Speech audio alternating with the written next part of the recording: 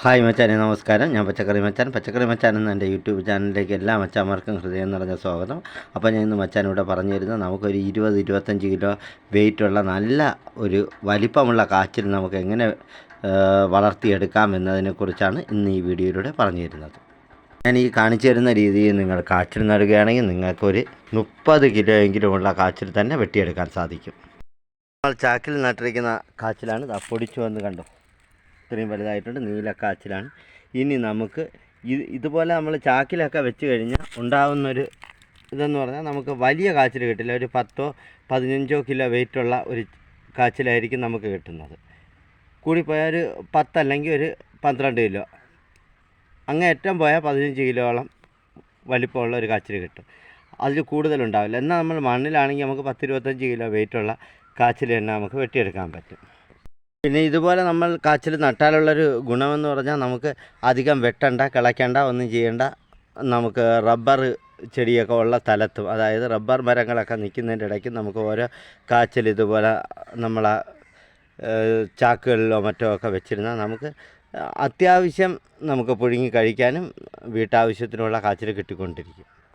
എന്നാൽ നമ്മൾ മണ്ണിലാണ് കാച്ചിൽ നടുന്നതെങ്കിൽ നമുക്ക് ഇതുപോലൊരു വലിയ കുഴിയെടുക്കണം. വലിയൊരു കുഴിയെടുത്ത ശേഷം, അതായത് ഒരു 2 അടി നീളവും 2 അടി വീതിയും 2 അടി താഴ്ചയുമുള്ള ഒരു വലിയ കുഴി. ഇതെടുത്തതിന് ശേഷം ഇതിലേക്ക് നമുക്ക് നിറച്ച് കരിയില ഇട്ട് കൊടുക്കണം. ഇങ്ങനെ നമ്മൾ കരിയില ഈ കാച്ചിൽ നടുന്നതെന്ന് പറഞ്ഞാൽ നമുക്ക് ഒരു 25-30 കിലോ എങ്കിലും തൂക്കമുള്ള കാച്ചിൽ നമുക്ക് കിട്ടാൻ വേണ്ടിയാണ് ഇങ്ങനെ നമ്മൾ നടുന്നത്. അപ്പോൾ നമ്മളെ വലിയ താഴ്ചയുള്ള കുഴിയിലേക്ക് 3/4 ഭാഗത്തോളം ഞാൻ ഇട്ടിരിക്കുന്നത് നമ്മളെ ഓലക്കരിയിലയാണ്. അടുത്തായിട്ട് കൊടുക്കുന്ന ഒരു ചാക്ക് കരിയിലയാണ്. കണ്ടോ,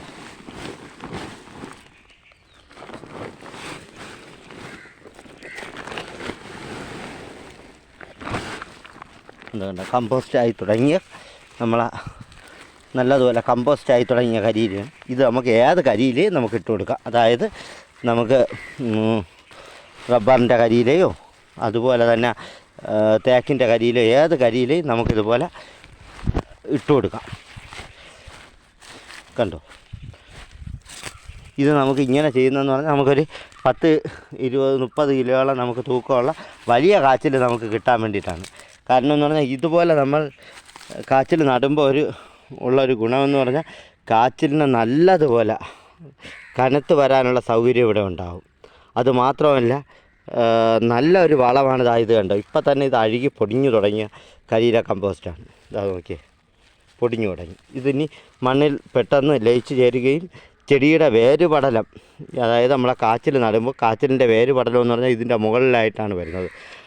ഒരുപാട് ഡെപ്തിലേക്ക് പോകില്ല, കാച്ചിൽ മാത്രമായിരിക്കും ഇത് താഴേക്ക് ഇറങ്ങുന്നത്. ആ സമയത്ത് കാച്ചിലിന് നല്ലതുപോലെ വളർന്നിറങ്ങാനുള്ള സൗകര്യം ഉണ്ടാകും. കാരണം കട്ടിയുള്ള മണ്ണാണെങ്കിൽ മാത്രമാണ് കാച്ചിലിൻ്റെ വളർച്ച കുറഞ്ഞു പോകുന്നത്. അതേസമയം ഇതുപോലെ സോഫ്റ്റായ മണ്ണിലാണെങ്കിൽ വലിയ കാച്ചിലായിട്ട് തന്നെ ഇറങ്ങി വരും. അടുത്തായി ഞാൻ ഇട്ട് കൊടുക്കുന്നത് മീൻ വളമാണ്. ഇത് കണ്ടോ, അതായത് എൻ്റെ വീട്ടിൽ മീൻ കണ്ടിച്ച് കഴുകുന്ന അഴുക്ക വേസ്റ്റുകൾ ഞാൻ ഈ ചാരവുമായിട്ട് മിക്സ് ചെയ്ത് വെച്ചിരിക്കും. അതിനെ നല്ല വളമാക്കിയതിന് ശേഷമാണ് എൻ്റെ ചെടികൾക്ക് ഞാൻ വളമായിട്ട് കൊടുക്കുന്നത്. അപ്പോൾ അത് ഞാൻ ഇട്ട് കൊടുക്കുകയാണ്. കേട്ടോ, നമ്മളെ മീൻ വേസ്റ്റ് ഇത് ഉണ്ടാക്കുന്നത് എങ്ങനെയെന്ന് പറഞ്ഞാൽ, ആവശ്യത്തിന് നമ്മൾ വീട്ടാവശ്യത്തിന് എടുക്കുന്ന മീനിൽ നിന്ന് നമ്മൾ കണ്ടിച്ച് വേസ്റ്റാക്കി കളയുന്ന, അതായത് കട്ട് ചെയ്ത് വേസ്റ്റാക്കി കളയുന്ന മീനിൻ്റെ വേസ്റ്റുകൾ എടുത്ത ശേഷം അത് എത്രയുണ്ടോ, അതായത് ഒരു പിടി മീൻ വേസ്റ്റ് ഉണ്ടെങ്കിൽ അതിന് 10 പിടിയായിട്ട് നമ്മൾ ചാരവുമായിട്ട് മിക്സ് ചെയ്ത് വേണം വെച്ചേക്കാൻ. കാരണം നോക്കുകയുള്ളൂ, ഈ ചാരവുമായിട്ട് മിക്സ് ചെയ്ത് നമ്മൾ വെച്ചേക്കുമ്പോൾ ഇതിൽ യാതൊരുവിധ പുഴുക്കളും ഉണ്ടാവില്ല. പുഴുക്കളൊന്നും ഉണ്ടാവാതെയും നാറ്റമില്ലാതെയും നമുക്ക് നല്ല അടിപൊളി പൊട്ടാഷ് റിച്ച് സോഴ്സായിട്ടുള്ള ഒരു ജൈവവളം തന്നെ നമുക്ക് ഉണ്ടാക്കിയെടുക്കാം.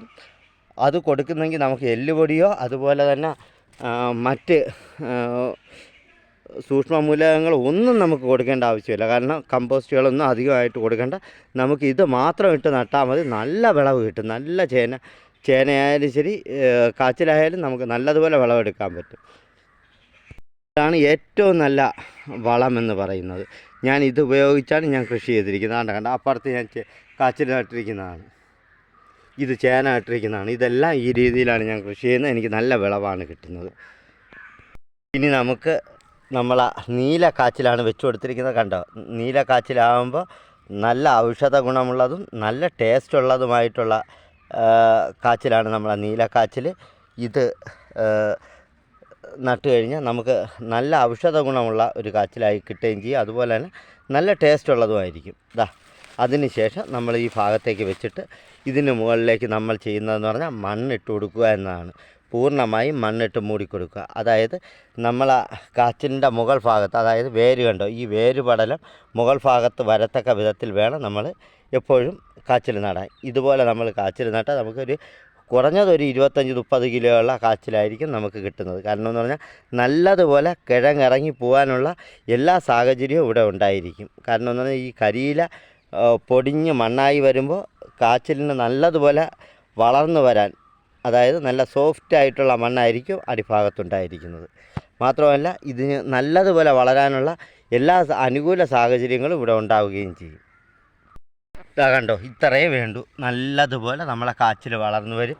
നല്ല വലിപ്പമുള്ള കിഴങ്ങ് തന്നെ നമുക്ക് കിട്ടും.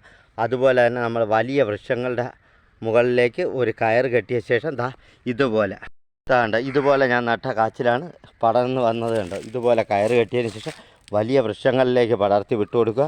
അപ്പോൾ ഈ വൃക്ഷങ്ങളിലേക്ക് എത്രത്തോളം കാച്ചിൽ പടർന്ന് കയറുന്നുവോ അത്രയും വലിപ്പത്തിലുള്ള കിഴങ്ങുകളായിരിക്കും നമുക്ക് കിട്ടുന്നത്. അതുപോലെ നമ്മൾ കാച്ചിൽ നടുകയാണെങ്കിൽ നമുക്ക് 100% വലിയ കാച്ചിൽ തന്നെ കിട്ടുമെന്നതിനുള്ള നല്ല ഉറപ്പ് തന്നെ തരാം. അപ്പോൾ വീഡിയോ ഇഷ്ടപ്പെട്ട വീഡിയോയ്ക്ക് ലൈക്ക് തരാനും, എൻ്റെ ചാനൽ ആദ്യമായാണ് കാണുന്നത് ഈ ചാനലൊന്ന് സബ്സ്ക്രൈബ് ചെയ്യാനും, ഇനി കൃഷിയെക്കുറിച്ച് അറിഞ്ഞുകൂടാത്ത മറ്റ് മച്ചാന്മാർക്ക് വീഡിയോ ഒന്ന് ഷെയർ ചെയ്ത് കൊടുക്കാനും മറക്കരുത്. ഇതുപോലെ നല്ലൊരു അറിവുമായി അടുത്ത ദിവസം കാണാമെന്ന ശുഭപ്രതീക്ഷയോടുകൂടി തന്നെ നിർത്തുന്നു. എല്ലാ മച്ചാന്മാർക്കും നന്ദി, നമസ്കാരം.